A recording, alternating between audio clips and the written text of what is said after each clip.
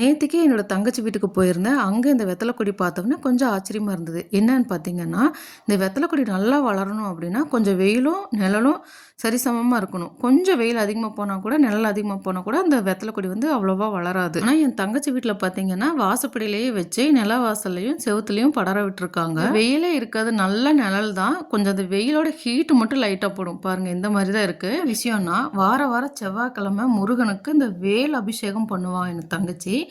அதில் இந்த தயிர் இருக்கு இல்லைங்களா, அதை வந்து வெளியே எங்கேயும் கொட்டாம தொட்டியில் வச்சிருக்க எல்லா செடிகளுக்கும் கொடுத்துட்டு இருந்திருக்காங்க. மல்லிகை செடி, கஸ்தூரி மஞ்சள், காக்கடை, செம்பருத்தி பூ, சங்குப்பூ இந்த மாதிரி எல்லா செடிகளுக்கும் கொடுத்துட்டு வந்திருக்காங்க. நல்ல பூ வச்சு தளத்தளன்னு அழகா வளர்ந்து வந்திருக்குங்க. வெற்றிலை கொடியோட ரகசியமும் இதுதான். அப்புறம் எனக்கு ஒரு சின்ன ஆசைங்க, நம்ம சேனலை நம்ம ஊர்ல மட்டும் தான் பாக்குறாங்களா இல்ல அதர் கண்ட்ரிலையும் பாக்குறாங்களான்னு போய் செக் பண்ணி பார்த்தா நிறைய கண்ட்ரில கொஞ்சம் கொஞ்சம் பேர் பாக்குறாங்க. சப்ஸ்கிரைபர் கம்மியா இருக்கக்கூடிய நம்ம சேனலையும் பாக்குறாங்க. அப்படிங்கும்போது ஹாப்பி அண்ணாச்சி.